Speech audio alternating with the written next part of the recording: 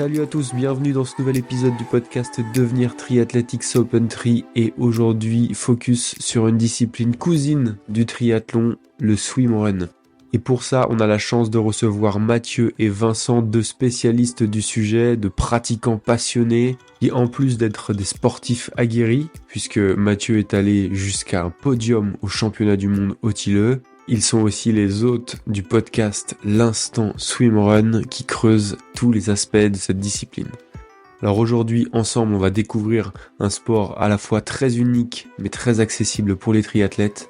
On va profiter des conseils d'experts de Mathieu et de Vincent et puis on va découvrir leurs anecdotes, leurs défis sportifs et leur vie de swimrunner. C'est l'épisode idéal pour découvrir la discipline ou pour affiner votre technique si vous êtes déjà adepte du swimrun. Alors sortez vos baskets et votre combi et on démarre. Mais juste avant de commencer cet épisode, on a besoin de votre aide. Qu'est-ce que vous pensez du podcast Devenir Triathlète X Open Tri ? Qu'est-ce que vous aimez ? Qu'est-ce que vous aimeriez voir en plus ? C'est le sujet du sondage qui est disponible dans la description de cet épisode. Vous avez juste à cliquer et en 8 petites questions, vous allez nous aider à construire le meilleur podcast possible sur le triathlon. Quel genre d'invité vous privilégiez ? Quel genre de sujet vous aimez ? Quelle est la durée idéale du podcast ? Vous nous dites tout ça et ça va nous aider à construire avec vous le meilleur podcast français sur le triathlon. Je vous remercie par avance pour votre aide. Le lien est dans la description. Il vous suffit de cliquer sur ce lien et de prendre 30 petites secondes. Et d'ici là, je vous dis bon épisode. C'est parti pour discuter swimrun avec Mathieu, Vincent et Hermano. Salut les sportifs, c'est Hermano et je suis très heureux de vous recevoir sur le podcast Devenir Triathlète X Open Tri. Aujourd'hui, ça va être un épisode où on va parler évidemment discipline enchaînée, plus spécifiquement swimrun, et on va faire ça avec deux pratiquants, mais aussi deux producteurs de podcasts. Et oui les amis, on va se faire une petite entrevue entre nous, entre producteurs de podcasts. Alors on espère qu'on va pas trop vous perdre, en tout cas c'est pas l'objectif. Bref, je suis très heureux de tendre le micro à Mathieu déjà, et puis le deuxième je le présenterai après parce qu'il a la bouche pleine et ça se fait pas de parler. Non, voilà, on enregistre sur le temps du midi pour être totalement transparent. On a Mathieu et Vincent avec nous. Salut les gars. Salut Armano. Déjà merci de nous accueillir sur ton podcast Devenir Triathlète. Franchement c'est super sympa. C'est un plaisir depuis le temps que on échange, qu'on se connaît. Alors moi j'avoue, je vous connaissais mais sans me rendre compte que je vous connaissais. Puis en fait je vous connaissais assez bien. Je suis tombé sur votre podcast, enfin sur une com que vous avez faite sur Insta, sur votre podcast. Et puis tu te souviens, je t'ai envoyé un message, je dis oh mais génial, un podcast qui parle de swimrun, faut qu'on se discute. Et puis tu m'as dit bah ouais carrément, discutons. On a mis un petit peu de temps à setuper la discussion, mais voilà, nous voilà. Comment allez-vous les gars ? Écoute, là c'est l'intersaison, hein, donc nous on va bien, c'est tranquille, un petit peu d'entraînement, pas trop de compétition et du temps pour travailler sur le podcast, hein, du coup. Et du temps pour travailler sur le foncier surtout, oui. Ouais, on essaye aussi, mais c'est un détail ça. Maintenant, ce qui nous prend le plus de temps, c'est le podcast, hein, c'est sûr. Hein. Ah tu m'étonnes. Mais mine de rien, ceux qui ne connaissent pas, c'est vachement chronophage de créer un podcast parce que au-delà de préparer les sujets, faire les interviews, finalement ça c'est presque plus rapide parce qu'après il faut monter, faire la promotion, refaire la promotion, refaire encore de la promotion, aller chercher des invités et en fait c'est un truc sans fin. Ouais, c'est vraiment ça, quoi. C'est clair qu'on fait sauter des séances pour le podcast. Là, ce midi, par exemple, je devais aller nager, mais finalement, on enregistre, donc pas de séance ce midi. Ah, puis je suis sûr qu'en plus, c'est pas de chance, ça devait être une séance que des battements, enfin, le genre de séance qu'on adore. C'est ça, non ? Alors moi, je suis nageur de formation, on reviendra dessus, mais moi, j'adore ces séances-là. Technique, battement, ça faisait vriller Mathieu quand il m'entraînait, mais moi, c'est mes séances préférées. Je pourrais passer des heures à faire ça. Bon, justement, on va s'y attarder alors, parce que les mecs qui aiment les battements, moi, je comprends pas. C'est comme ceux qui aiment la PPG. Le renfort, il en faut, mais quand même, faut pas déconner, les gars. C'est clair. Non, mais du coup, on va laisser Vincent finir de manger. Hein, on disait, on enregistre sur le temps du midi. Pendant ce temps-là, je te taquine, toi, Mathieu. Ce que je te propose, c'est peut-être déjà toi de te présenter. Après, on tendra le micro à Vincent. Dis-nous tout. Qui est Mathieu ? Qu'est-ce que tu fais dans la vie ? Qu'est-ce que tu fais dans le podcast ? Pourquoi avoir lancé un podcast, etc., etc. Enfin, voilà. Je te laisse dérouler. T'as 2 heures. Ouais, là, j'en ai pour un moment, là. C'est bon, quoi. Vincent, il va avoir le temps de finir de manger, pas de souci. Hein. Non, ouais, du coup, Mathieu Poulain. Moi, je suis swimrunner depuis maintenant fin 2018, donc ça fait un peu plus de 6 ans. Et j'ai été triathlète pendant 20 ans avant, donc voilà, pas mal l'habitude des sports enchaînés. J'ai déjà écouté pas mal de podcasts sur devenir triathlète, forcément. Wouhou. On retrouve quelques invités communs aussi, donc voilà, c'était cool. Moi, j'ai découvert donc le swimrun au tout début via le reportage TA2 avec David et Cédric, donc Davidos, Cédric Fleurton, et je m'étais dit c'est quoi ce sport de fou. Et au final, quelques années après, voilà, j'ai rencontré Hugo au cabinet. Hugo Tormento, que je crois Alors, tout ça, c'est des noms qu'on connaît pas. Cédric Fleurton, Davidos, Hugo Tormento. D'ailleurs, David, si tu as toujours son contact, je veux bien, parce que on n'arrive pas à l'avoir sur le podcast. Ce serait cool de l'avoir. On en parle après, pas de souci. Et voilà, et je l'ai rencontré au cabinet puisque je suis kiné sur Montpellier, kiné du sport. Et lui, il venait juste de faire OTO, de se luxer la rotule. Et donc, à force de discuter de swimrun, finalement, j'ai testé. Et ouais, j'ai vraiment adoré le côté enchaînement, natation, course à pied en pleine nature. Et puis, ça me changeait après 20 ans passés dans le triathlon. Et du coup, pourquoi le podcast ? En fait, quand on a commencé, il y avait très peu d'informations.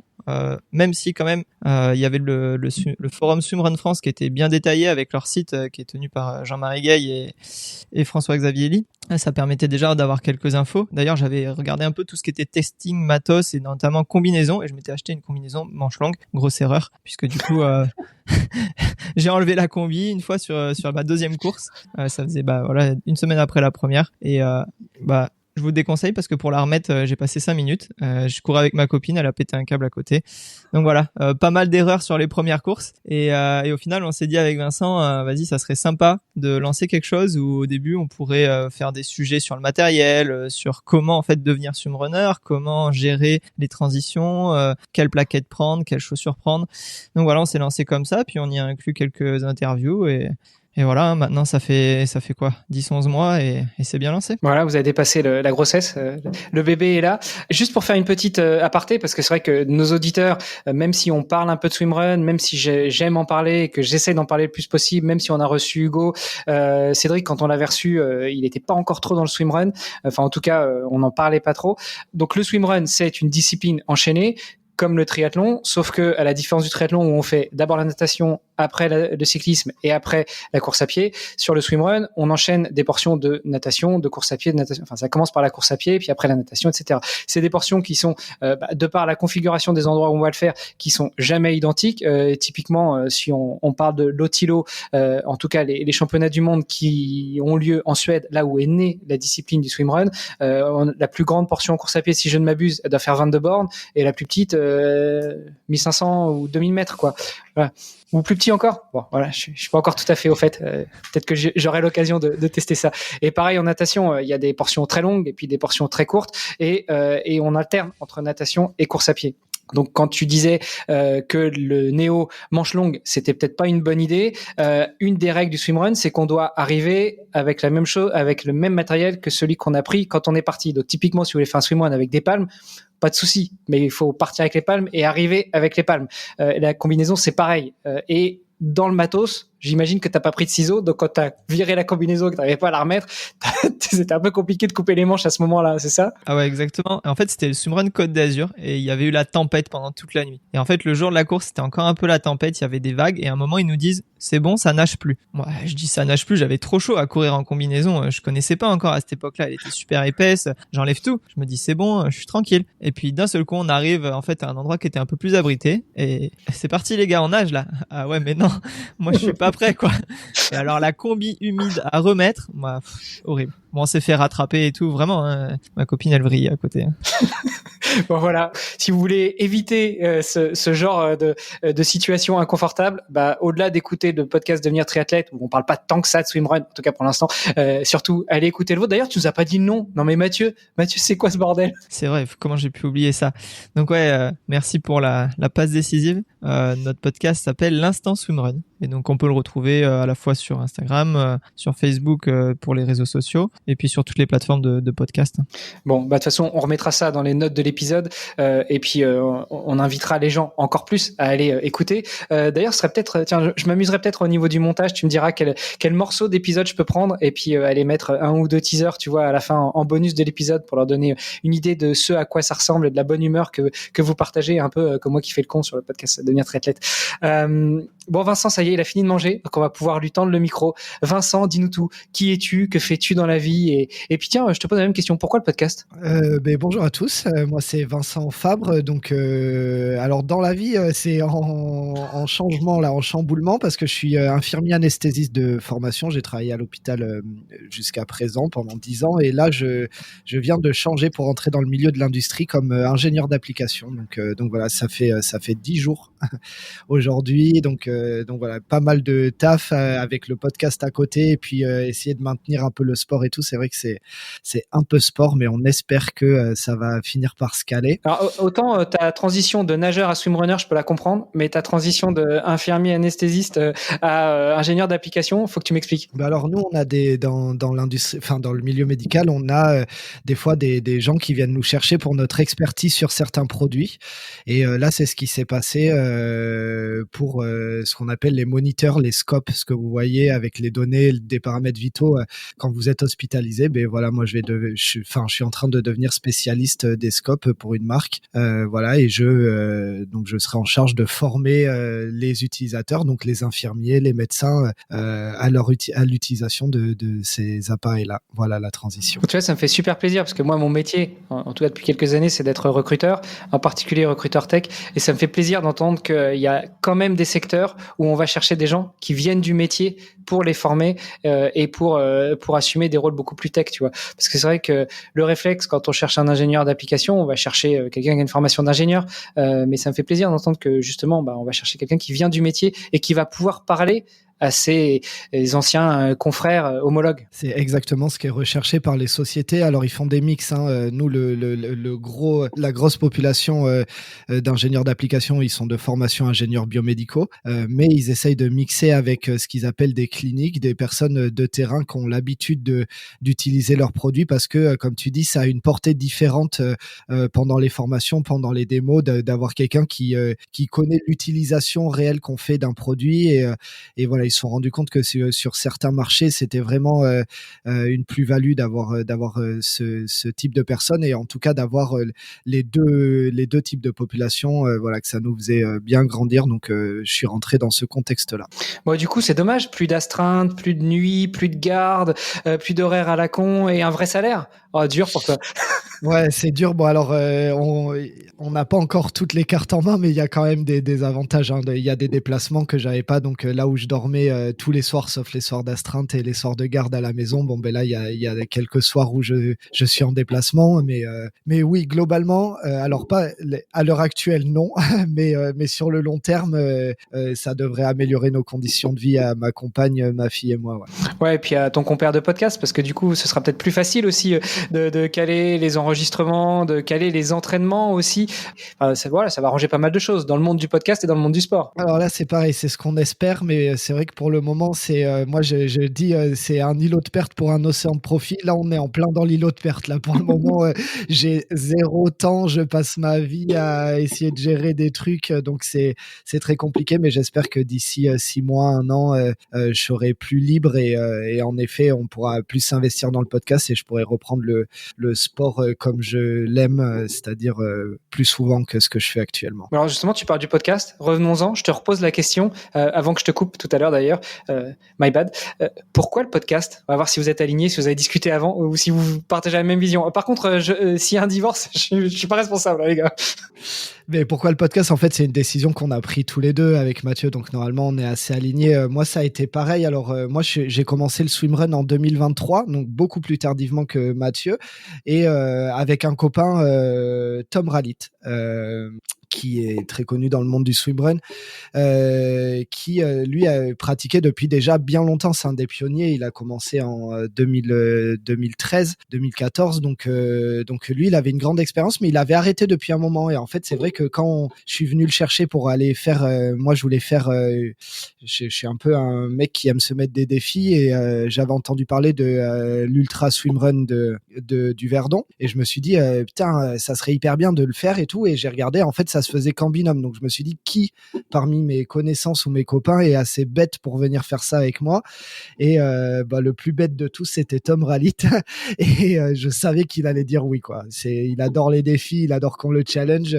puis on s'entend très bien. Donc du coup, je suis venu le chercher en lui disant allez, vas-y, let's go. Est-ce que tu veux faire ça avec moi? Il a dit allez, c'est combien, on y va. Donc on s'est inscrit, sauf que on s'est retrouvé avec le matériel que lui il utilisait avant, quoi.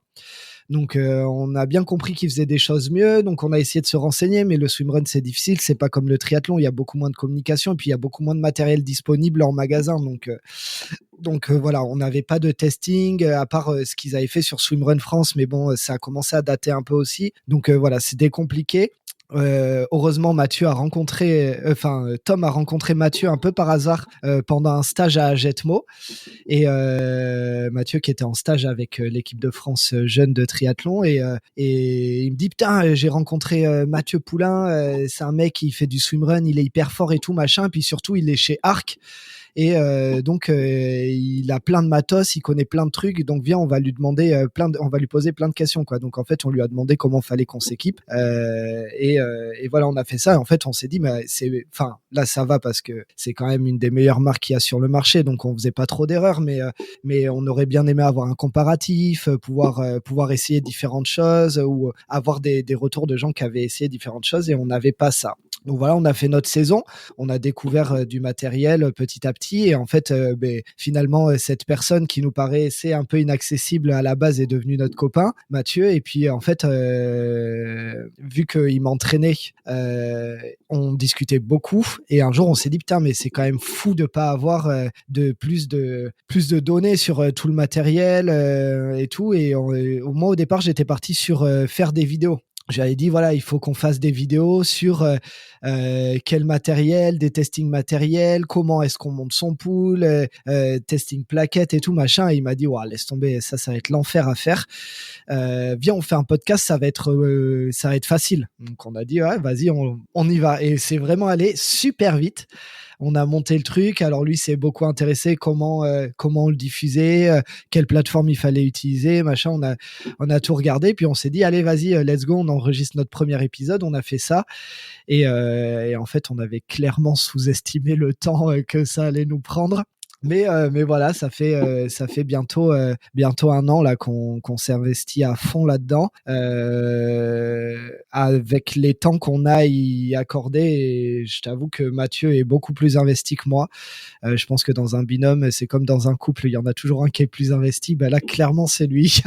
Voilà, mais j'essaye de lui donner ce que je peux lui donner, et de soulager quand je peux le soulager, quoi. Mais bon, en ce moment, surtout en ce moment, c'est vraiment lui qui fait tout, quoi. Bon écoute, Mathieu, bravo, hein. Je note quand même qu'il a fait une présentation de toi plus élaborée que toi-même, donc on va revenir à toi, Mathieu. Par contre fais gaffe, Vincent, je pense que t'as tes écouteurs qui tapent sur ton micro, donc ça fait un petit toum toum toum.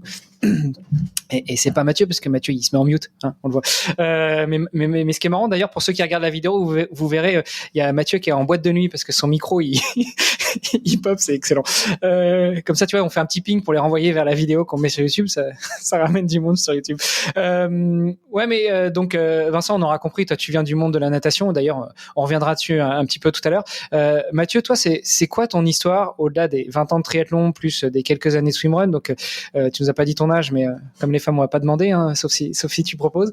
Mais du coup, t'as vu un petit peu évoluer le monde du triathlon, j'imagine un peu comme moi. Moi, j'ai commencé en 96 à faire mes premiers triathlons. J'ai vu comment évoluer un petit peu le monde du triathlon, comment évoluer l'esprit du triathlon, comment évoluer aussi le matos en triathlon.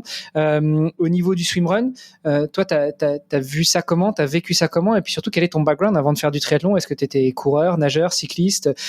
Comment t'es venu au triathlon? En fait, je suis rien du tout. Ça fait beaucoup de questions dans une, mais tu sais, c'est ma spécialité, hein. J'ai pas entendu. Je disais, ça fait beaucoup de questions dans une, mais c'est ma spécialité, hein. Je noie souvent mes invités sous des questions, puis au final, ça crée des discussions. Ouais, c'est ce que je me suis dit là, pour retenir toutes les questions et répondre à tout, ça va être compliqué. Bon, on va essayer, je me lance. Donc ouais, pour commencer, j'étais ni coureur, ni nageur, ni rien du tout à la base. Moi, je viens de Brive, et je faisais un peu. C'est quoi le délire? À Brive, on fait pas de sport? Quand j'étais jeune, tu fais tous les sports, quoi. Mes parents m'avaient inscrit dans différents clubs. J'ai testé du foot, du tennis. Alors au foot, je laissais passer la balle passer et je discutais avec des potes. Au tennis, j'étais insupportable et j'avais pas du tout la patience pour jouer. J'ai fait du judo, ça m'a bien plu et je m'y suis accroché pendant assez longtemps. Et puis en fait, il y a eu un triathlon à Brive qu'on est allé voir avec mes parents et ils m'avaient dit tu veux le faire? J'avais dit non, surtout pas, j'ai pas envie d'aller nager dans le lac. À cette époque, j'avais 6-7 ans, un truc comme ça. Et je pense que je devais avoir 7 ans. Et finalement, on arrive et on voit les adultes. Je me souviens d'ailleurs, un des gars qui avait gagné à cette époque-là, je crois qu'il y avait le championnat de France militaire, c'était François Chabot. Donc c'est un gars quand même qui est bien connu dans le milieu du triathlon longue distance il y a quelques années. Et là, je m'étais dit, c'est vrai que ça a l'air marrant. Du coup, j'avais dit à mon père, finalement, je veux bien le faire. Donc, aller-retour à la maison express. Il m'avait ramené un VTT parce que quand même, je faisais du VTT. Et j'ai testé mon premier triathlon comme ça. L'année d'après, j'ai pris une licence. Et en fait, on était un petit groupe de 3-4 potes avec qui j'étais à l'école. Et puis après, collège, lycée, et on a continué comme ça. On s'est vraiment amusé. Donc, moi, j'ai grandi avec les magazines de triathlon comme Triathlète. Donc, je regardais toujours l'évolution matos, les chaussures. Et puis, je regardais aussi beaucoup les meilleurs, quoi. Je fais une petite parenthèse. Tous les petits jeunes là, qui comprennent pas ce que c'est qu'un magazine, s'il vous plaît. Parce qu'il y en a, nous on est des vieux maintenant, mais oui, à l'époque, on regardait le triathlon dans les magazines. Internet et tout ça, ça n'existait pas, les réseaux sociaux encore moins. Voilà, je referme la parenthèse. Exactement, et en fait, je l'ai placé là parce que je crois que je t'ai entendu en parler dans un podcast il y a pas très longtemps, ou quand j'ai écouté un vieux podcast, je me suis dit, mais c'est vrai, en fait, je lisais des magazines à l'époque, quoi, ça existe même plus maintenant, mais bon, c'était ça, et du coup, à l'époque, c'était justement des gars comme Cédric Fleurton, comme Fred Belobre, puis un peu plus tard Davidos, Laurent Vidal. Et donc quand j'ai vu le swimrun arriver sur Stade 2, pour moi ces gars-là qui faisaient la course, ils étaient juste monstrueux et ils allaient gagner la course à coup sûr. Et en fait ils ont pas gagné, quoi. Ils ont pas gagné et vraiment ça m'avait choqué. Je m'étais dit mais c'est quoi ce sport, quoi. Et ouais, nager avec les chaussures, les plaques, ça fait bizarre. Enfin bon. Pour revenir du coup au triathlon, j'ai fait un petit peu de tout, surtout du court distance. J'ai testé une fois un long. Je m'étais dit que je ferais un Ironman avant mes 30 ans. Bon, raté. Je suis passé au swimrun trop tôt. Et puis voilà. Après, j'ai perdu les questions que tu m'avais posées là d'un coup. Non, mais c'est vrai, dans le swimrun, t'as pas trop démérité, donc t'as peut-être pas fait un Ironman, mais tu t'es rattrapé. Ouais, quand j'ai commencé, moi je faisais du triathlon du coup plutôt court, sprint et allez, court distance, j'en faisais 2 dans l'année. J'avais fait un petit peu les circuits D3, D2 puis D1, mais sans être aux avant-postes, j'étais un nageur correct. En fait, j'étais moyen dans tout sans être excellent. Je m'entraînais correctement, mais quand j'ai découvert le swimrun, ça m'a vraiment relancé. Et finalement, en me disant je vais m'entraîner un peu moins, il y a que 2 sports. Et en fait, ça marche jamais comme ça parce que voilà, on découvre un nouveau truc, nouveaux défis et... Ouais, c'est comme on va lancer un podcast, t'inquiète, ça va aller vite. C'est exactement ça. C'est exactement ça. Et en fait, j'ai fait moins de vélo, mais je me suis mis à nager plus, à courir plus. Et en fait, mon volume global a presque un peu augmenté. Et ouais, je me suis vraiment pris au jeu. Et depuis 2018, c'est vrai que ça a quand même bien évolué. Ouais, mais toi, t'as un unfair advantage, comme on dit aussi. C'est que t'es kiné, donc tu connais aussi bien le corps humain, enfin, tu vois, tout ce qui fait fonctionner le corps, et en particulier le côté musculaire, articulaire. Est-ce que tu joues de ça? Est-ce que tu t'en sers? Est-ce que ça t'aide dans ta pratique sportive? Oui et non. Ou inversement, est-ce que c'est ta pratique du triathlon depuis le plus jeune âge qui t'a poussé vers ce métier et qui t'a aidé dans tes études ou qui t'aide aujourd'hui dans ta pratique professionnelle? Ce qui est sûr, c'est que j'ai toujours été passionné de sport, en fait. Même avant le triathlon, enfin, ça pouvait être le ski, ça pouvait être le vélo, ça pouvait être, enfin, vraiment tous les sports. J'ai toujours adoré regarder le sport, faire du sport. Et ça a clairement joué dans mes études derrière, puisque je voulais un métier qui était en lien avec le sport. Et le côté médical m'intéressait assez. Partir à la fac de médecine, c'était pour moi quelque chose qui était pas une bonne idée, parce qu'aller à la fac, je m'étais dit, je serais pas assez encadré, je vais faire n'importe quoi. Du coup, je suis parti en prépa kiné, et donc j'ai fait kiné justement pour être dans le milieu du sport. Donc je savais tout de suite en rentrant en école de kiné que derrière je voulais être kiné du sport. Et une fois sorti, je me suis formé énormément. Et justement, enfin, c'était ça qui m'intéressait, c'était d'en apprendre plus sur la physiologie, la biomécanique, comment gérer les blessures, parce que j'ai quand même souvent été blessé. Et du coup, j'ai essayé de m'appliquer sur moi ce que j'apprenais, puis l'appliquer aussi aux patients. Donc ça permettait de tester. C'est aussi pour ça que je me suis le cordonnier le plus mal chaussé. Ouais, voilà. Le cordonnier le plus mal chaussé. Toujours. Bah, au début, on pense qu'on est différent des autres, hein, mais en fait, c'est pas vrai. La blessure, c'est pareil, hein. Il faut s'arrêter, il faut prendre le temps. Enfin, s'arrêter, ça dépend, mais la manière de gérer est la même pour tout le monde et il faut pas croire qu'on est différent. Mais ouais, toujours vouloir rester dans le sport et ça m'aide. Et pareil, enfin, je me suis beaucoup intéressé à l'entraînement. C'est aussi ce qui m'a permis aussi de me lancer un peu dans le coaching en parallèle de l'activité kiné, parce que je voulais tester des choses, parce que je voulais apprendre comment fonctionnait mon corps et c'est sûr que ça aide. Ça aide, mais des fois, on se pose aussi beaucoup de questions en voulant faire tout ça. Donc, voilà, il y a un peu du pour et un peu du contre. Tu nous disais qu'en triathlon, tu avais fait un peu de D2, un peu de D3, mais en étant plutôt dans le milieu du pack. Je te cite, hein, plus ou moins. En swimrun, tu as eu d'autres belles réalisations. Tu nous parles un petit peu de ton expérience swimrun? Ouais, c'est vrai qu'en swimrun, ça fais pas s'est le timide, bien passé. oh, vas-y. Après, tu vois, on en arrive à des situations où moi, comme un con, je te connais, mais je savais même pas que c'était toi et tu te rappelles de la discussion de la dernière fois.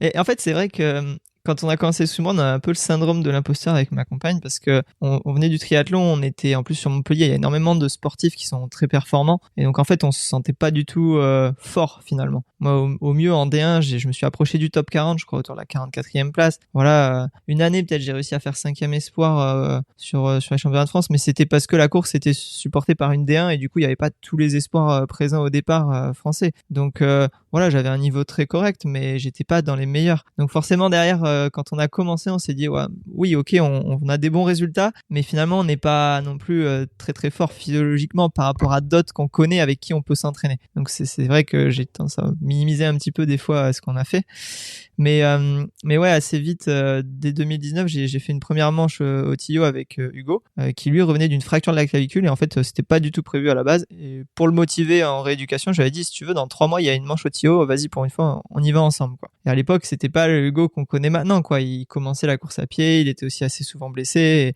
il était très solide en natation mais un petit peu moins fort en course à pied. Et en fait on fait cette course et il me disait bah ils sont trop forts non et moi je lui dis mais on s'en fiche, on y va, on va s'amuser, on va suivre. Et en fait pendant plus de 2h30 de course on était avec les premiers, on se dit mais en fait on peut jouer. Bon ce jour-là j'ai fait une hypothermie, encore une fois j'ai appris et donc j'ai pris un peu cher.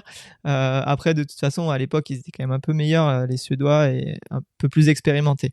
Mais on a pris conscience qu'on avait quelque chose à jouer et fin 2019 on va en Allemagne à Mill Lake et là on avait vraiment l'objectif de gagner et on avait mis toute une stratégie en place. J'aime beaucoup la tactique et on a mis en place cette stratégie. On a mis une grosse sacoche en natation en jouant sur les forces d'Hugo.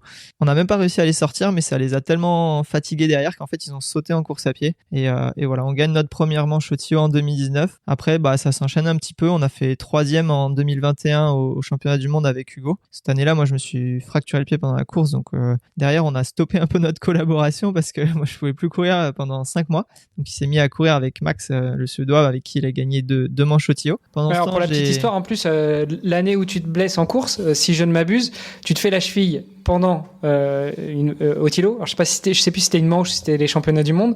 Ouais, mais t'étais quoi? Vous étiez à 20 bornes et t'as été jusqu'au bout avec ta blessure. Quand même. On était pile poil à mi-course, je crois, à 34e kilomètre et ouais, ça fait un peu plus de 70 la course.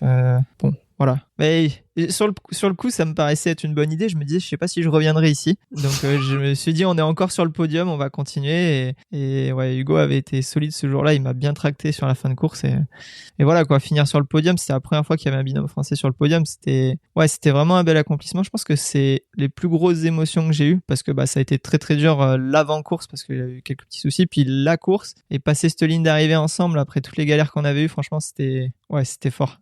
Quand on y repense, ça fait quelque chose. Donc du coup, ouais, j'ai fait un petit arrêt là-dessus, mais du coup après, donc toi tu te blesses, tu cours plus pendant 5 mois. Hugo lui continue avec Max, son binôme d'après. Et de ton côté? Bah j'ai pris le temps de me reconstruire un petit peu, on va dire. J'ai fait l'année d'après avec ma compagne, on a fait 5e en mixte, ce qui était franchement une contre-performance, faut le dire. on venait pour mieux et j'ai eu une grosse défaillance. Clairement, j'étais pas encore au niveau. Et après, du coup, bah pareil, petite remise en question. On a pris le temps et j'ai rencontré Tom, comme disait Vincent, en 2023. Et ça a tout de suite bien matché entre nous. On s'est dit, vas-y, on va tenter cette année au TIO ensemble. Et en fait, ce jour-là, en 2023, on fait 3 heures de cours, je crois, avec Hugo et Max, du coup, au contact avec eux. Et on se tire à la bourre et c'était vraiment super cool. Et on s'est régalé ce jour-là. On finit 2e parce que bah ils avaient été quand même plus forts que nous. Mais voilà, pareil, ça a permis de remettre les choses en place et l'année dernière, ça a été une bonne saison. Je devais recourir en mixte avec ma compagne. Finalement, elle s'est blessée au dernier moment et j'ai couru avec Alexis Charrier, contre qui j'ai couru pendant ces 5 dernières années. On n'avait jamais couru ensemble. Et voilà, on s'est alignés ensemble à Otillo et là, voilà, on l'a fait, quoi. On a été gagné, donc c'était un nouveau bel accomplissement. C'est ça que je trouve magnifique avec le swimrun, c'est qu'on est vraiment dans l'esprit sportif. Déjà, à la base, même si ça s'ouvre de plus en plus au solo, mais à la base, c'est quand même du binôme. Donc, ça permet de vivre quelque chose de complètement différent. Pour ceux qui ont déjà vécu des triathlons en équipe, que ce soit en D1 ou D2, voire même des triathlons de campagne en équipe ou des duathlons en équipe, c'est vrai qu'on s'en rapproche un petit peu de cet esprit de corps, de cet esprit véritablement de... Ouais, les mots sont peut-être forts, mais de fraternité, en tout cas dans le sport. Et puis, comme tu le dis, tu cours contre un mec pendant 5 ans, et puis du jour au lendemain, tu dis, bah tiens, je suis en galère, moi aussi, si on essaie de courir ensemble, finalement, on se découvre. Enfin, je trouve ça génial. Ça se passe pas comme ça dans la vraie vie, hein. C'est rare que ta femme, un jour, elle est un coup de moins bien, et puis que tu ailles voir sa cousine ou sa sœur ou sa pote, parce que... Je te le déconseille, tu risques d'avoir des problèmes, mais... Ouais, ça risque de mal finir, quoi. Ah ouais, surtout, j'ai dit, fais pas ça, parce que là, vaut mieux jamais rentrer. Vincent, c'est bien que tu reprennes la parole. Je te pose un peu la même question. Est-ce qu'on peut repasser un petit peu en revue ton passé de sportif, toi qui viens de la natation? Comment est-ce que tu es arrivé dans le swimrun? Pourquoi? Enfin, voilà, je te laisse libre cours. Alors moi, ça a commencé petit. Moi, mon grand-père est entraîneur d'athlètes, était entraîneur d'athlètes, et donc dans la famille, tout le monde faisait de l'athlète. Ma mère, toute la famille, quoi, y passait. Donc moi, j'ai pas coupé quand j'ai commencé petit. C'est le premier sport que j'ai fait, et en parallèle, ma mère m'avait fait commencer la natation parce qu'elle voulait que je sache nager. Donc voilà. Et puis en fait, en benjamin, j'ai commencé à plutôt bien marcher en natation, à me qualifier en équipe départementale et tout. Et en fait, ils m'ont dit, tu peux pas continuer les deux sports. La natte, faut s'entraîner au moins 4-5 fois semaine. Donc faut que tu fasses un choix. Tu peux pas nous dire que t'as 2-3 entraînements d'athlète à côté. Donc faut que tu fasses un choix. Soit tu vas en athlète, soit tu vas en natation. Et en fait, moi, j'étais un peu maso. Enfin, je le suis toujours un peu, hein, mais c'était mon grand-père qui m'entraînait en athlète parce qu'il voulait pas que j'aille avec les gamins de mon âge, et surtout l'entraîneur qui entraînait les gamins parce qu'il disait qu'il allait nous briser trop tôt et il voulait pas sauter d'étape. Et donc c'était tout le temps hyper tranquille, quoi. C'était vraiment du jeu, l'athlétisme, mais on se faisait jamais vraiment mal, quoi. Alors qu'en natation, même à 10-11 ans, il nous faisait très mal, quoi. Et moi, j'aimais ça. Et donc du coup, quand il a fallu choisir, j'ai choisi là où on me faisait mal. Donc je suis parti sur la natation et j'ai arrêté l'athlétisme au grand désespoir de toute ma famille. Mais voilà.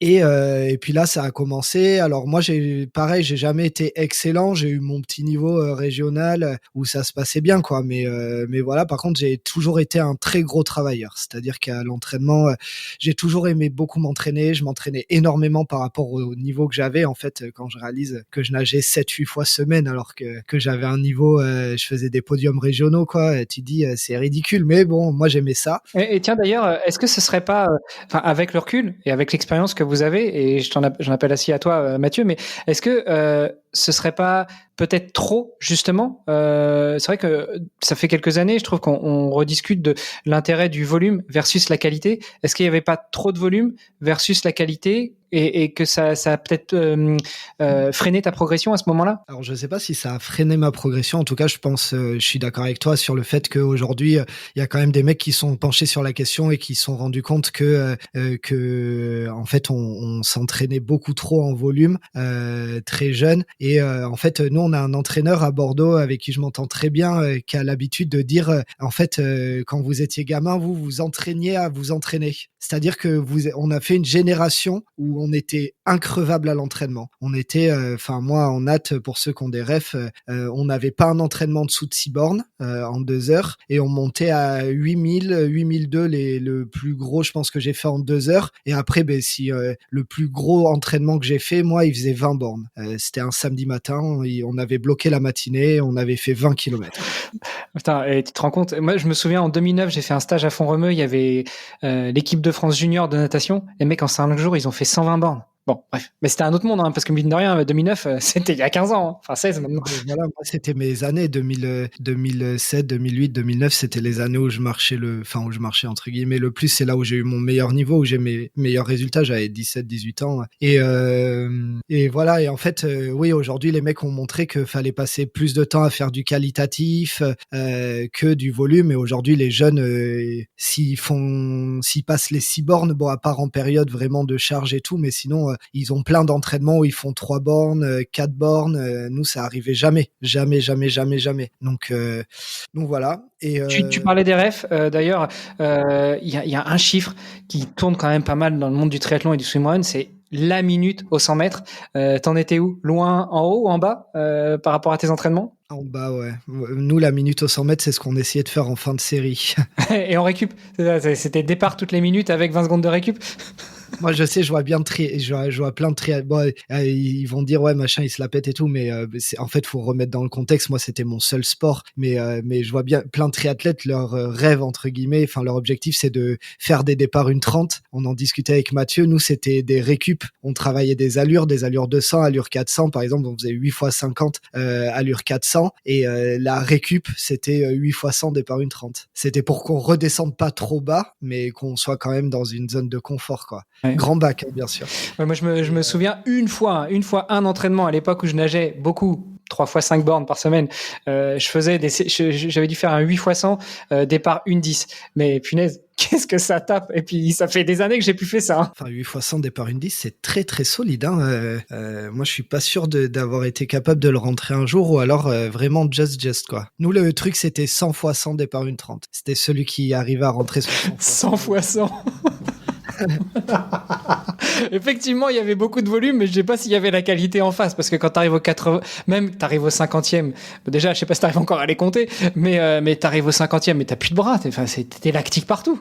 Non, il était pas du tout lactique, parce que c'est vraiment aéro, tu génères pas beaucoup de lactate, mais en fait, ouais, là où la diff se fait, enfin, à ce niveau-là, c'est la lucidité. En fait, au bout d'un moment, il y a des moments où t'as envie de vraiment relâcher, donc du coup, tu te relâches, tu vas nager 1:25, et en fait, tout le truc, c'est de pas nager 1:30, quoi, parce que sinon tu rates le départ et tu sautes. Et pour ceux qui voient pas, quand on parle de départ 1:30 par exemple, c'est vraiment on part et on a 1:30 pour refaire un deuxième départ. Donc tu peux nager 50 secondes, tu auras 40 secondes pour récupérer. Par contre, si tu nages 1:25, bah tu auras 5 secondes pour récupérer, quoi. Ouais, bah tu nages pas 50.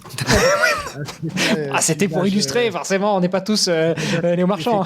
1:20, c'est très propre parce qu'arrive un moment où il y a la fatigue quand même. Mais bon, bref, voilà. Donc moi, j'aimais bien souffrir en natation, j'aimais beaucoup m'entraîner. En compète, j'étais pas très bon, malgré le fait que j'étais un gros compétiteur, j'étais pas exceptionnel. Et voilà, donc j'ai fait ça pendant un long moment. Et puis, au bout d'un moment, avec les études, le travail et tout, j'avais plus le temps de m'entraîner autant que ce que je voulais. Donc moi, je réponds uniquement au volume. Donc c'est-à-dire que dès que j'arrête de m'entraîner, je suis encore plus nul que je l'étais déjà. Donc hors de question de faire ça juste pour le plaisir. Donc j'ai arrêté et j'ai fait du CrossFit. C'était un peu la mode de l'époque. Bon, ça l'est toujours d'ailleurs. Et j'ai fait ça pendant bien 4 ans. Et je me suis éclaté à apprendre plein de choses, plein de mouvements, rencontrer plein de gens parce que l'ambiance est vraiment très bonne. Et donc c'était chouette. Et en fait, jusqu'au moment où je me suis dit, mais ça me manque de faire un sport en extérieur, de respirer l'air frais, et puis de faire du sport d'endurance. En fait, le CrossFit, ça fait mal, mais ça fait pas mal longtemps. Et moi, j'aimais bien ce truc voilà, quand ça durait vraiment longtemps. Et du coup, j'ai regardé pour reprendre à nager et de suite, je me suis intéressé au swimrun parce que j'avais ce copain Tom Rallit qui faisait ça. Et donc voilà, swimrun, j'ai commencé à m'y mettre tranquillement. J'ai commencé à courir. Alors c'était moi qui me gérais ma planif de course à pied. J'avais aucune connaissance de course à pied, donc autant te dire que c'était vraiment la one again. C'était footing quand j'avais envie de faire un footing. Quand je voulais me mettre des 30-30, des trucs, je faisais ça, mais il y avait aucun suivi.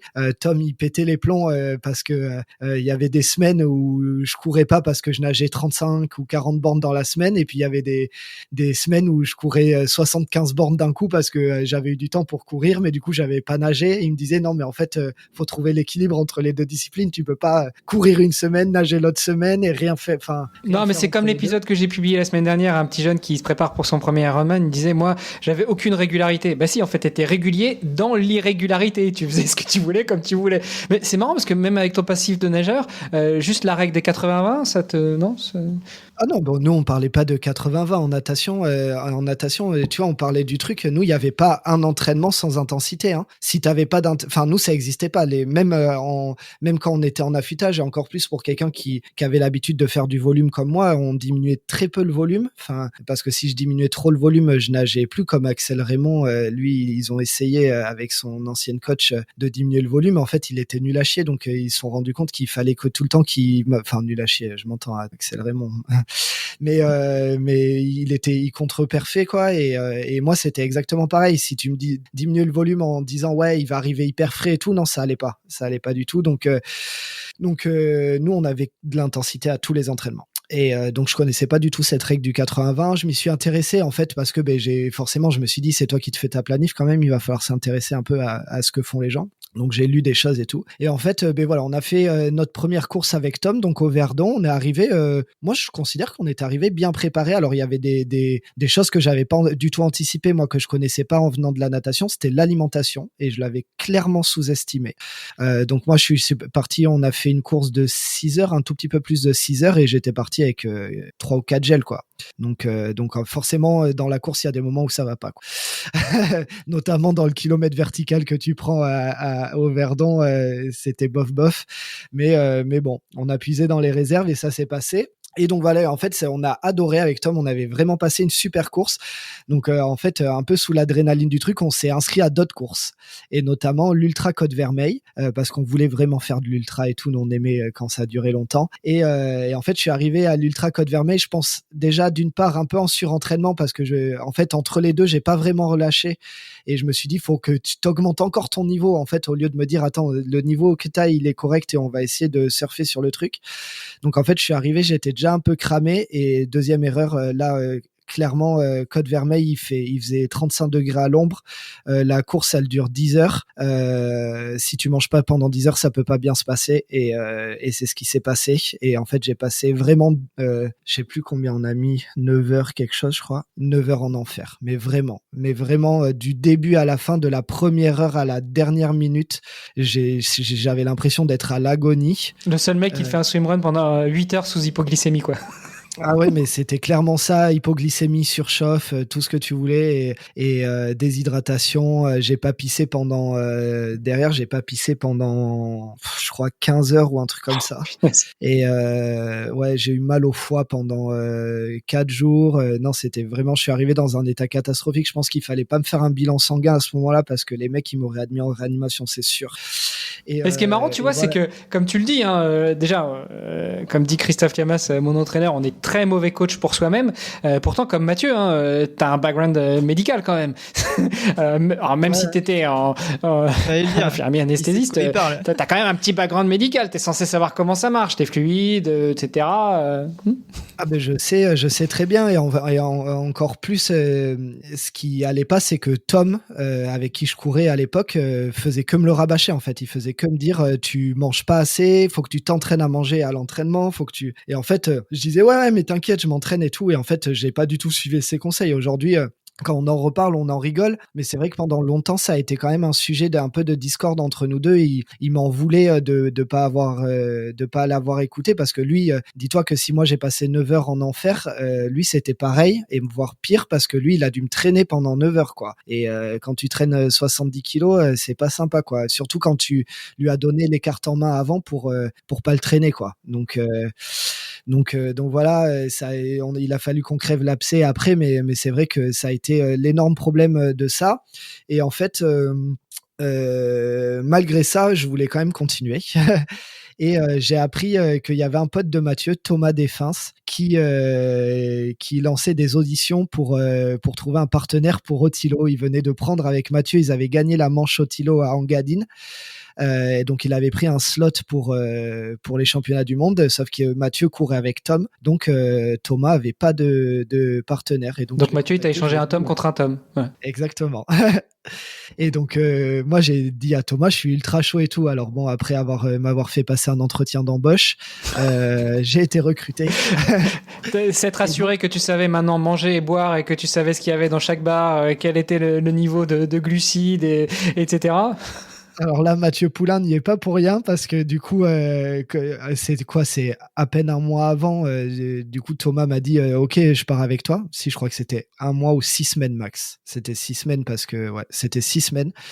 Du coup, j'ai contacté Mathieu en lui disant ouais, par contre, il me faut un mec qui m'entraîne et qui me fait un plan, un truc parce que Thomas Desfins, enfin pour ceux qui le connaissent pas, vous allez vite le connaître. C'est 3e à Otilo cette année derrière Mathieu. C'est surtout un mec qui court 32 au 10, qui court une 10 ou une 11 sur semi. Enfin, moi qui savais pas courir 8 mois auparavant, ça me faisait un peu peur de courir avec lui, quoi. Je me suis dit, tu vas vite te retrouver pendu.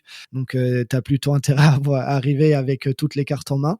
Donc du coup Mathieu m'a fait découvrir ce que c'était que la planification pendant 6 semaines et ça a plutôt bien marché parce que pour notre première Otilo, notre première course ensemble avec Thomas, on se connaissait pas du tout, on s'est découvert à 5 jours avant Otilo, on s'est vu en vrai et on a quand même fini 8e. donc on était contents. Ouais, nickel. Ça fait rêver. Par contre, ce qui vous sauve aujourd'hui, les mecs, c'est que vous faites un podcast. Parce que moi, je l'ai dit sur le podcast Devenir Triathlète, j'en ai marre. Je veux plus recevoir des gens qui, comme ça, hop, tiens, je vais faire un Ironman, hop, puis je le gagne. Oh, tiens, je vais me mettre au swimrun. Je sais pas courir il y a 6 semaines, et puis, il y a 8 mois, puis maintenant, je cours avec un mec qui fait 32 ou 10. Non, ça suffit. On arrête sur le podcast Devenir Tri. Alors, voilà, pour rétablir, enfin, vous l'avez compris, et puis vous pouvez regarder sur FFN et tout, hein. Moi, j'ai jamais été un monstre en natte, et puis en course à pied, encore moins. Par contre, voilà, Mathieu, il pourra vous le dire, le truc, c'est que je suis un bosseur, quoi. Donc, quand on me dit qu'il faut faire ça, je le fais, et je me donne les moyens de le faire, et voilà, aujourd'hui, c'est ce qui m'a sauvé, et donc, on a décidé de remettre ça avec Mathieu, enfin, notre partenariat coaching pour la saison 2024, et donc, cette saison-là, j'ai couru avec Fabien Besançon. Donc, pareil, Fabien Besançon, bien connu dans le monde du swimrun, il gagnait beaucoup de courses et en fait quand il était venu me voir en me disant ouais, moi j'aimerais bien qu'on court ensemble et tout, je m'étais dit oula, mais attends, il est allé où la caméra, c'est quoi le canular, pourquoi ce mec là il veut courir avec moi, et finalement j'ai accepté et on a passé une saison ensemble, on s'est régalé vraiment. Ce mec, c'est un amour, au-delà du sport, c'est comme tu dis, le swimrun c'est un sport de binôme, il faut bien s'entendre avec la personne avec qui on court, et vraiment là j'ai découvert un réel ami, on s'est régalé et du coup on a passé une bonne course et avec en tête toute l'année de faire top 5 à Otilo. Voilà, là où Mathieu a gagné, nous on avait la prétention d'arriver dans les 5 premiers, ce qui n'était pas donné parce que cette année-là il y avait quand même une forte concurrence, voilà, mais on a quand même réussi à faire ce qu'on voulait. On a fini 5e cette année sur Otilo. Est-ce qu'on a pris du plaisir? Je suis pas sûr, mais en tout cas on a rempli l'objectif. Bah, toi forcément, puisque quand ça fait mal, c'est là que tu prends du plaisir. Donc toi t'as dû en prendre, mais ton binôme, je sais pas. Non, c'est ce que je disais. Si, mon binôme, pareil, lui, il voulait qu'on remette ça. Après, des changements dans ma vie personnelle ont fait que je pouvais pas remettre ça cette année. Mais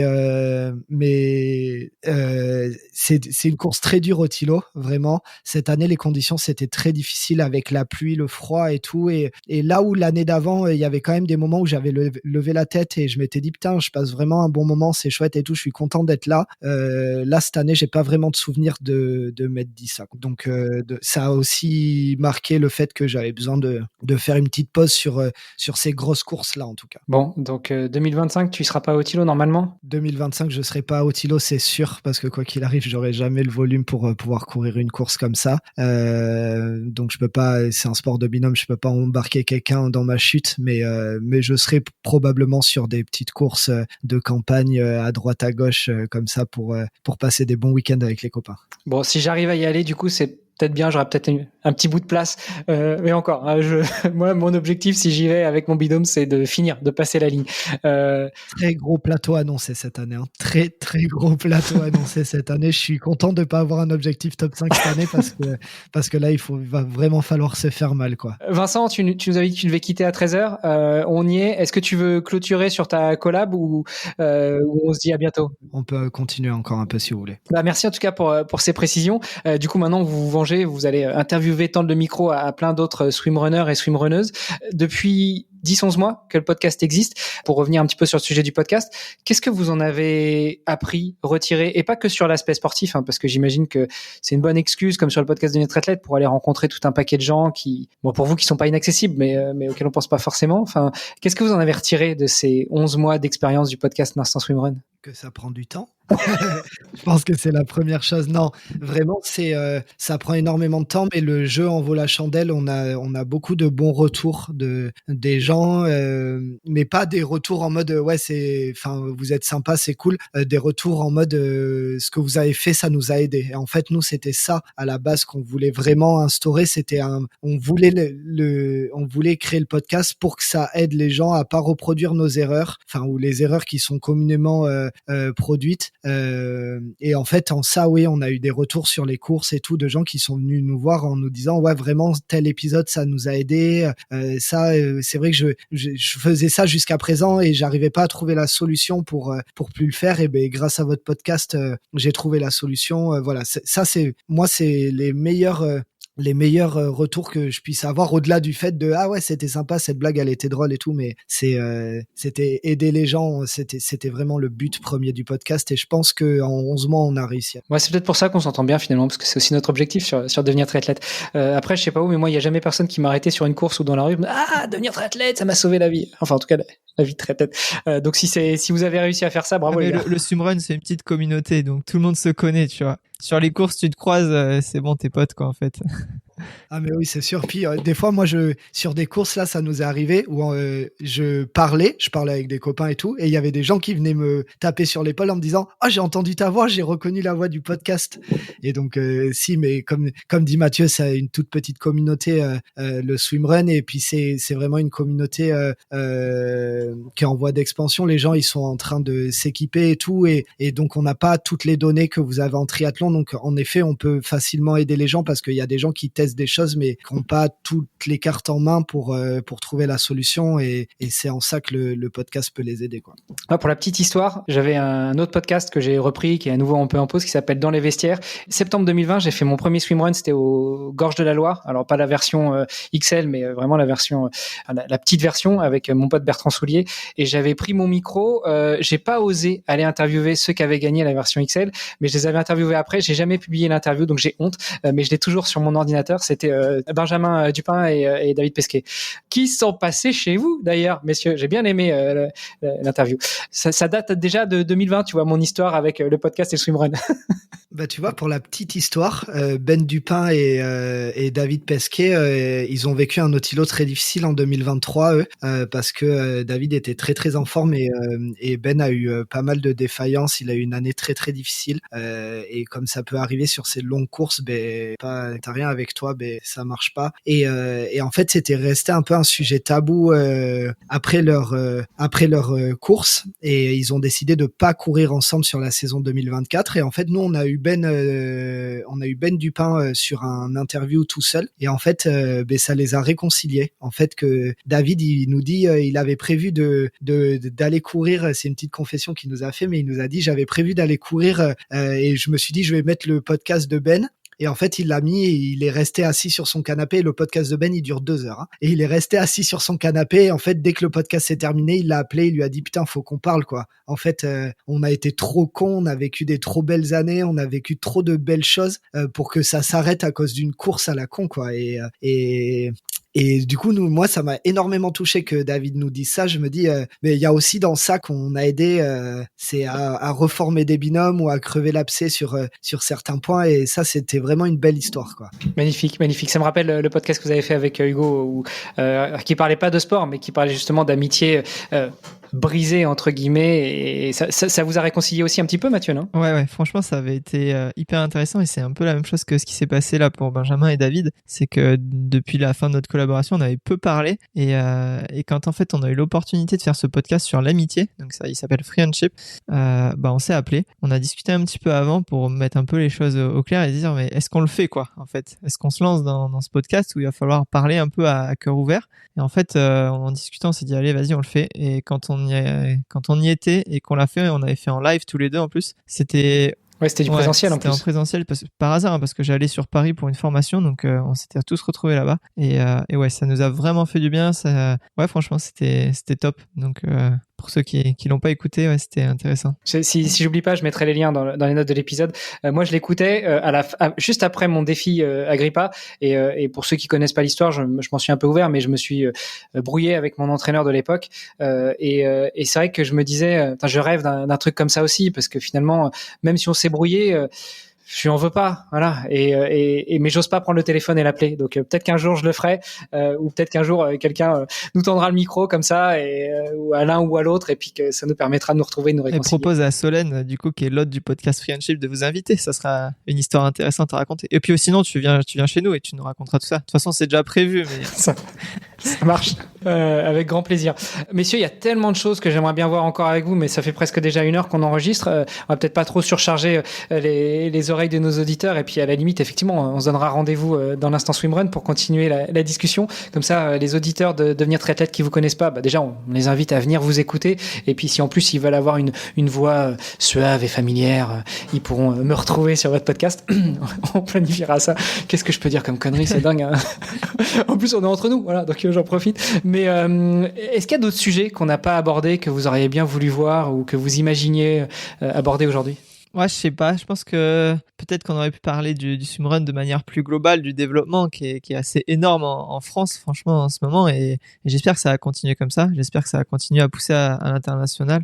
C'est vrai qu'on a vu la Fédé de triathlon récupérer sous sa coupe le swimrun. Au début, ça a pu faire des histoires un petit peu. Mais au final, on voit qu'on est quand même le pays dans lequel ça se développe le plus. Donc, je conseille on est surtout le seul pays où une fédération française aussi grosse et imposante que celle de triathlon est délégataire de ce sport. Donc je pense qu'effectivement au début on le regarde peut-être d'un œil un petit peu bizarre, mais au final ça fait énormément de bien. Ça, plus le reportage de France 2, plus l'intérieur sport d'il y a quelques années. Ouais, clairement. Donc ça a mis une grosse lumière quand même sur le swimrun.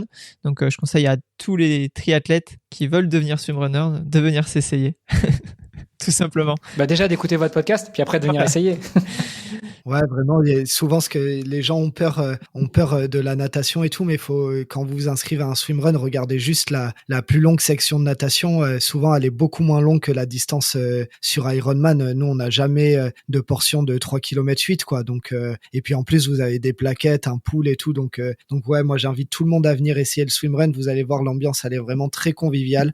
Pour ceux qui en peuvent plus de l'ambiance un peu trop compétitive du triathlon, oui. Attention à ce que tu dis. On est sur un podcast où ça parle de triathlon, je me rappelle.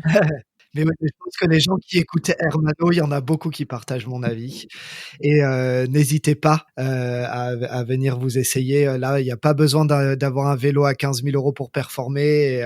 Et surtout, il n'y a pas besoin d'avoir beaucoup de matériel pour prendre du plaisir. Et c'est ça qui est important. Ouais, et puis, on l'a dit, on a parlé de binôme. Alors, c'est vrai que ça s'ouvre de plus en plus au solo. Mais il y a aussi un truc qu'il faut savoir, c'est que très, très, très souvent, sur les organisations, enfin, sur les sites des organisations, à commencer par Otilo, il y a des bourses au binôme. Donc, vous pouvez très bien avoir l'intention, l'envie d'y aller, vous inscrire, et puis après trouver un binôme qui soit engagé aussi. Alors je sais que les règles elles changent aussi, mais il y a aussi l'histoire que quand on qualifie un binôme, notamment pour les championnats du monde, on peut repasser le ticket à quelqu'un d'autre. Alors ça change un peu, je sais, ça évolue. D'ailleurs, ce sera peut-être l'occasion de faire un point là-dessus, mais typiquement, ça peut expliquer que un Hugo il se soit qualifié avec toi, et puis finalement comme tu pouvais pas y aller, il y a été avec Max à l'époque. Ouais, à l'époque c'était comme ça, et justement Otilo a changé son système de fonctionnement avec un ranking, avec des points individuels, et en fait ensuite on choisit son binôme, et si le total des points du binôme a suffisamment de points pour être classé dans les temps de premier binôme, dans ce cas-là il va pouvoir accéder à la finale Otilo. Donc finalement c'est mieux parce que ça permet quand même à n'importe qui veut découvrir le swimrun d'aller faire une course, de voir, et puis en fait même sur d'autres courses qui sont ouvertes au solo, on va souvent se retrouver à courir en parallèle d'autres personnes, et on va dire mais tiens lui il a le même niveau, et en fait quand on partage une course comme ça au coude à coude, derrière ça donne envie de faire ensemble. Et puis franchement on en a pas, enfin, on a un peu abordé, mais courir en binôme, c'est quelque chose. Et je pense que ça fait découvrir énormément de choses sur soi-même, à la fois, sur la capacité à être patient avec son binôme, mais aussi la capacité à aller chercher toujours plus loin, justement pour son binôme. Enfin, moi, je me suis redécouvert en pratiquant le swimrun en binôme, donc franchement, c'est quelque chose à faire. Commencez en solo, n'ayez pas peur, mais après, allez chercher du binôme parce que c'est hyper enrichissant. Ouais, et puis petit point aussi de règlement, en triathlon, il est interdit pour les hommes et les femmes de drafter ou de courir l'un derrière l'autre, en théorie. Bon, il y a de moins en moins de juges, il me semble, qui alignent pour ça, mais quand on est aux avant-postes, la première femme qui s'abrite derrière un homme, c'est pas toujours bien vu, ça peut même prendre un ticket, un carton. Alors que en swimrun, c'est ouvert au binôme mixte. Hein. Et d'ailleurs, c'est Ben, je crois, qui a gagné avec une jeune femme avec qui il avait quasiment jamais couru, mais c'est très sympa l'épisode que vous avez fait avec lui. Donc ouais, si vous voulez aussi vous tester avec votre conjointe, votre conjoint, ou si vous voulez avoir des ambitions plus élevées, comme par exemple aller au championnat du monde, mais que vous savez que dans votre genre c'est quasiment inatteignable, peut-être qu'en binôme mixte ça peut marcher. Donc vraiment c'est un sport que moi j'apprécie beaucoup, et puis vu sous l'angle ou écouté sous l'angle du podcast Instant Swimrun, en plus ça donne envie d'y aller, quoi. Ah, c'est gentil, tu nous vends bien. Écoute, on est là pour parler réciproquement de nos podcasts aussi. Mais en tout cas, voilà, j'espère que les auditrices et les auditeurs ont apprécié. Tu l'as dit, on aurait pu rentrer un peu plus dans le swimrun. On a fait quelques épisodes là-dessus, mais du coup, j'en remets une couche, mais c'est l'occasion d'aller vous écouter pour savoir comment ça marche. Et puis, vous l'avez bien dit, le meilleur moyen de savoir, de comprendre, de découvrir, c'est d'y aller, quoi. Je rebondis sur ce que vous disiez, et c'est ce qui ressort souvent de nos invités. Comment est-ce qu'on se met au triathlon? Peut-être la première chose, c'est peut-être pas forcément d'aller pratiquer, c'est juste d'aller voir, en fait, d'aller ressentir l'ambiance. Et sur le swimrun, c'est tellement encore plus vrai, où on ressent cette camaraderie, c'est génial. Ouais, et attention, le swimrun, c'est pas uniquement un sport de compétition. C'est comme quand vous allez courir, vous pouvez très bien aller faire du swimrun. Si vous avez un point d'eau pas loin de chez vous, vous chaussez des baskets. S'il fait un peu trop froid, vous mettez une petite combi et puis vous allez essayer. Puis vous allez vite vous rendre compte que c'est fun, quoi. De sauter dans l'eau, de courir avec les chaussures mouillées, de ressauter dans l'eau et tout. C'est ça l'âme du swimrun. On n'est pas forcément obligé d'aller sur une compétition pour s'y amuser, quoi. Donc n'hésitez pas avec vos copains. C'est vrai qu'il y a un petit sentiment de liberté comme ça, à pouvoir se balader de terre en mer et sauter dans les flaques. Autant quand on va courir, on supporte pas d'avoir les pieds mouillés. Autant là, en fait, on oublie complètement et on change totalement de manière de voir les choses. Donc, essayez. D'ailleurs, la grosse question, quand on commence le swimrun et qu'on n'a pas forcément envie d'investir dans des chaussures spéciales swimrun, est-ce qu'on fait des trous à la perceuse dans ses chaussures ou pas? C'est interdit, ça. Non, franchement, il n'y a pas de chaussures spéciales swimrun. Actuellement, les meilleurs, ils courent avec des chaussures carbone, quoi. Mais des chaussures carbone de route, quoi, sur des parcours un peu roulants. Et sinon, c'est des chaussures de trail vraiment normales. Finalement, le principal, c'est de pas avoir une mousse qui se gorge trop d'eau. Mais de toute façon, l'eau, elle rentre et elle ressortira comme elle peut. Il n'y a pas de souci. Ouais. Puis si vous avez la plante des pieds qui est faite pour ça, les Five Fingers, c'est pas mal aussi, parce que notamment sur des swimruns où il y a du sable, ça évite de s'en foutre plein les pieds. Alors, c'est sympa les Five Fingers, mais de mon point de vue de kiné, attention quand même. C'est pas pour tout le monde. Ouais, j'ai bien dit, si vous êtes prêts, si vous êtes préparés, etc. Après, il y en a qui sont adeptes du barefoot. Mais le barefoot, c'est très bien, comme tu dis, quand on y est adapté. Mais malheureusement, peu de gens maintenant, ils sont adaptés à... Bon, voilà, ça, on pourrait y passer des heures aussi si on commence à partir sur ce genre de sujet. C'est le grand sujet. Est-ce que il y a de moins en moins de gens qui y sont adaptés, ou il y a de plus en plus de gens qui se désadaptent à force de courir avec des chaussures avec des mousses qui amortissent tout? C'est le sujet. Complètement. On est tous désadaptés. Hein. On pourra se refaire un épisode là-dessus si tu veux. Voilà, tu me lances, c'est parti. Hein. Allez. Bon, et du coup, où est-ce qu'on vous retrouve l'un comme l'autre cette année en termes de compétition, en termes de zone d'entraînement? Toi, Mathieu, t'es à Montpellier, Vincent, t'es à Bordeaux? Ouais, c'est ça. Moi, je suis à Bordeaux. Alors, pour ceux qui veulent venir me voir, je m'entraîne à la piscine de Mérignac, l'UCP Aqua Stadium. Mathieu est venu profiter d'une petite séance en plein air au soleil et tout. Donc voilà, vous me retrouverez là. Et sinon, je cours dans les environs un peu partout. Mais et sur les courses, courses, il y a trop rien qui est planifié, mais je pense que je vais surtout rester dans ma région, qui est la région sud-ouest. Donc ça se jouera sur Hossegor, Biarritz, voilà, ces petites courses-là que j'affectionne tout particulièrement parce que pour moi aujourd'hui, ce qui fait l'essence de notre sport, c'est les organisateurs locaux, plus que les grosses organisations. Si notre sport il vit aussi bien en France, c'est parce qu'il y a plein de petites courses qui sont organisées. Voilà, donc pour continuer de les faire vivre, ouais, je vais aller, je pense, faire un petit tour du côté de ces courses-là. Et toi, Mathieu, de ton côté? Moi, Montpellier, du coup, à l'année, au moins, on a des meilleures conditions quand même pour s'entraîner, même si aujourd'hui il pleut et qu'en ce moment, c'est pas la folie.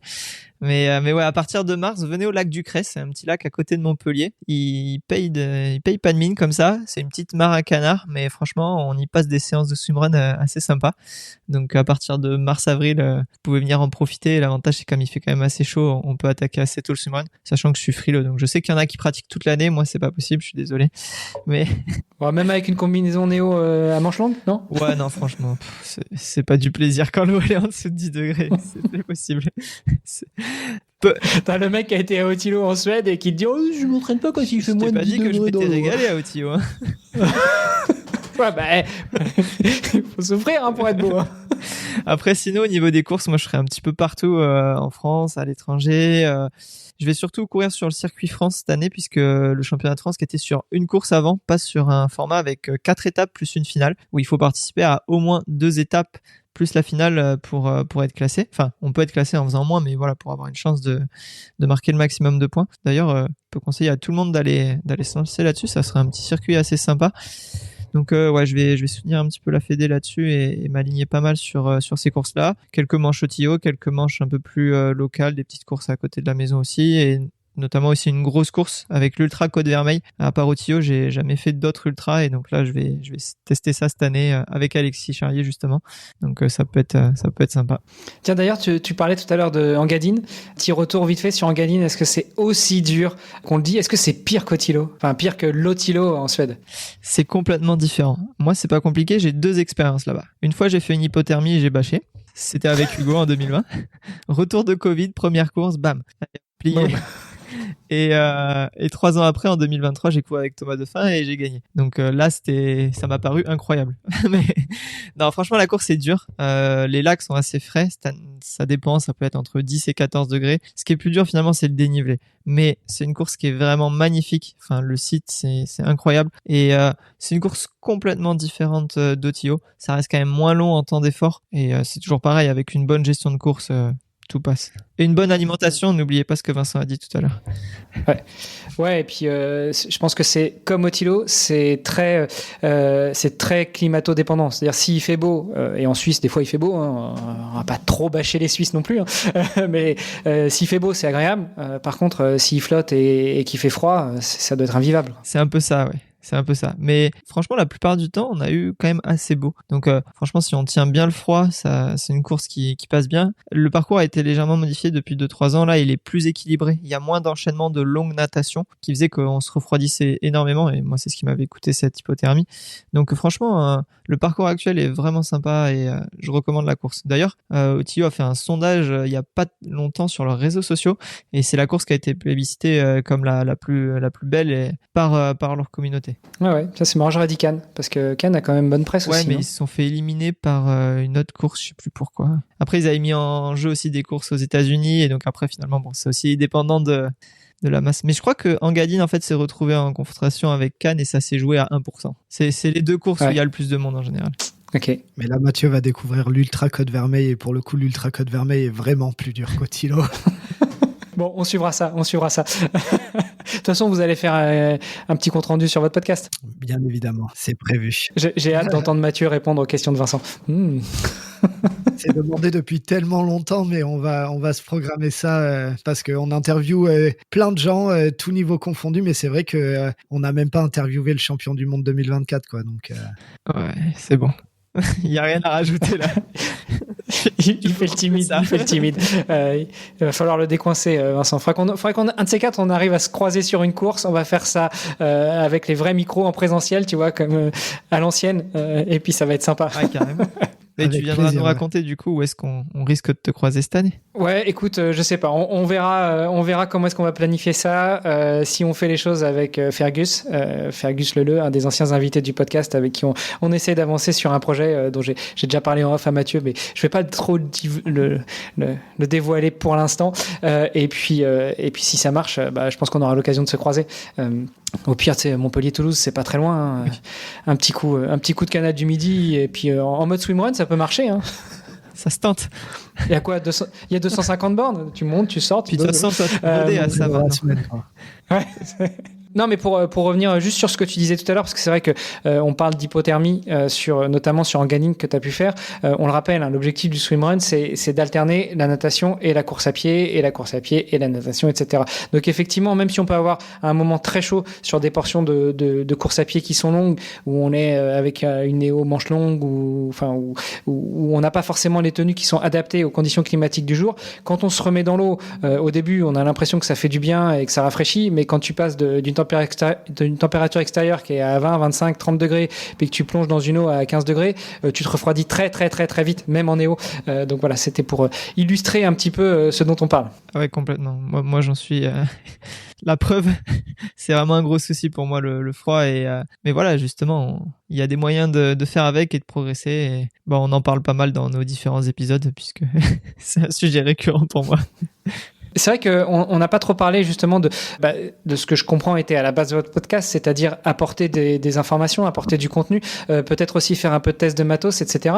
Quand on y pense, on part sur une course comme Otilo qui dure 8, 9, 10 heures, où l'objectif est de finir la course comme avec le même matériel que celui qu'on a commencé, aux pelures de banane près et aux emballages de gel. Mais justement, où est-ce qu'on met tout ça? Où est-ce qu'on met les ravitaux? Est-ce qu'on a des poches dans les néoprènes spécifiques pour le swimrun? Est-ce qu'on prend des gilets? Est-ce qu'on prend du matériel? Enfin voilà, on aurait pu aborder aussi ce sujet-là. C'est des choses que vous abordez vous sur le podcast, sachant qu'un podcast c'est audio, donc faire du test de matos sans le visuel, ça doit pas forcément être idéal. Vincent, tu veux répondre? Merci les gars, je vais pouvoir me taper le montage sur les blancs, c'est cool. c'est un des premiers sujets qu'on a voulu traiter, c'est le testing des combinaisons. En effet, en mettant en face à face plusieurs marques de combinaisons, parce que oui, on a des poches dans les combinaisons, mais on a aussi d'autres moyens de transporter du matériel avec des tops qu'on met sous la combinaison. Et voilà, tout ça, vous avez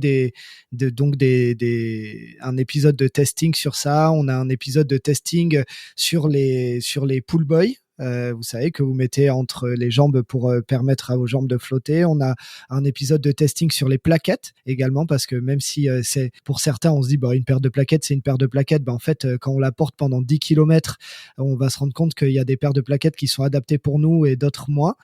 Donc on fait ça et on essaye de rendre ça le plus visuel possible, malgré le fait que ce soit purement auditif, comme tu dis. Mais on essaye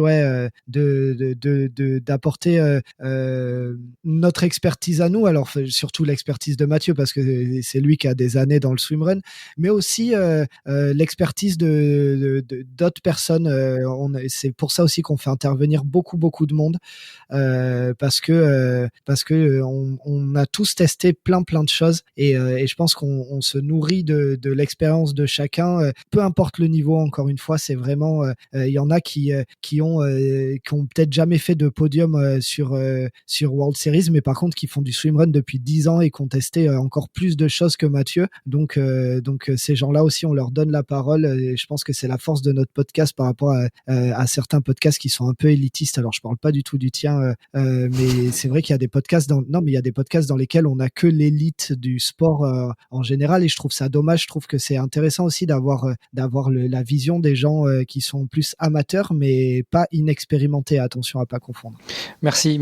Je prends. Même si je trouve qu'on a parfois un petit peu trop d'élite, mais ça tombe bien. Moi, je suis toujours là pour faire l'idiot, pour faire le clown de service. Donc, je suis content d'entendre que ça va. On n'est pas classé parmi les podcasteurs élitistes. Après, ouais, comme dit Vincent, on a vraiment des épisodes qui sont dédiés à du matériel. Mais en fait, dans chaque épisode, avec les gars et les filles qui interviennent, on leur demande en fait comment ils fonctionnent, et ils ont souvent tendance à donner des petits tips. Donc, il y a toujours des choses à prendre chez chacun. Et à tout niveau, franchement, il y a des petits tips qu'on on a découvert, même moi après 5-6 ans à faire beaucoup de swimrun, à essayer beaucoup de choses, chez des gens qui vont pas forcément finir devant, mais qui ont apporté des petites idées qui sont nouvelles et qui en fait nous permettent de gagner du temps derrière. Donc ouais, vraiment il y a de quoi faire. On avait fait un épisode aussi qui s'appelait le guide du swimrunner, un truc vraiment pour lancer et poser les bases, quoi. Et après, vraiment, le matos, c'est beaucoup plus spécifique. Et puis, pour ceux qui veulent faire OTO, on avait aussi fait tout un épisode dédié à OTO. Donc, si jamais tu peux y aller, je t'invite à l'écouter. Ça va, je vais aller écouter ça. De toute façon, à un moment, quand je vais reprendre l'entraînement, il va falloir que je remette les écouteurs et puis que je fasse un petit peu de binge listening de votre podcast. Et pas que. Bon, les gars, merci beaucoup. Allez, une dernière fois, juste pour la route, vous nous redonnez le nom de votre podcast. Pour ceux qui l'auraient pas bien compris, dites-le posément, parce que ceux qui nous écoutent en fois 1,5, comme ça, ils vont bien entendre comment ça s'appelle. Ça marche. Du coup, c'est l'instant swimrun. Je pense que c'est clair. Attaché, hein. Ouais. Et surtout, c'est swimrun, hein. C'est pas swim and run, s'il vous plaît. Revenons aux bases. Bon, merci beaucoup, les gars. Je vous souhaite une bonne après-midi. Vincent, désolé d'avoir fait légèrement déborder le timing d'une demi-heure. Et puis, peut-être qu'on se croisera un de ces quatre en vrai. Ça marche. Merci pour l'accueil. Avec plaisir. Merci beaucoup de nous avoir accueillis sur ton podcast. Vraiment, on s'est régalé et hâte du prochain épisode. Avec plaisir. Et puis je vous rappelle, juste entre Bordeaux et Montpellier, il y a Toulouse. C'est ce que j'étais en train de me dire. On peut aussi se donner rendez-vous tous les 3 chez moi. Ça marche. On se fait ça pour le prochain enregistrement. Là. C'est ça. Il suffit de suivre le canal du midi. Ça marche. Allez, encore merci. Merci beaucoup, les gars. À bientôt. Ciao. C'était Devenir triathlète X OpenTri. Merci d'avoir écouté cet épisode jusqu'au bout. Nous, on a pris beaucoup de plaisir à l'enregistrer. Alors si ça vous a plu, vous pouvez nous suivre sur nos réseaux sociaux, Instagram, LinkedIn et Facebook. On se rejoint maintenant sur devenirtriathlète.com. Vous allez retrouver l'ensemble des épisodes, mais aussi des outils, des ressources et des conseils gratuits pour débuter, progresser ou performer en triathlon. On ajoute toutes les semaines de nouvelles ressources. Si vous avez une idée d'invité, n'hésitez pas à nous envoyer un petit message. Et si vous voulez être accompagné sur vos prochains objectifs sportifs, connectez-vous sur opentri.fr et on se fera un plaisir de vous aider. Alors, n'hésitez pas, on se retrouve tout de suite sur devenirtriathlète.com et opentri.fr. Salut les sportifs!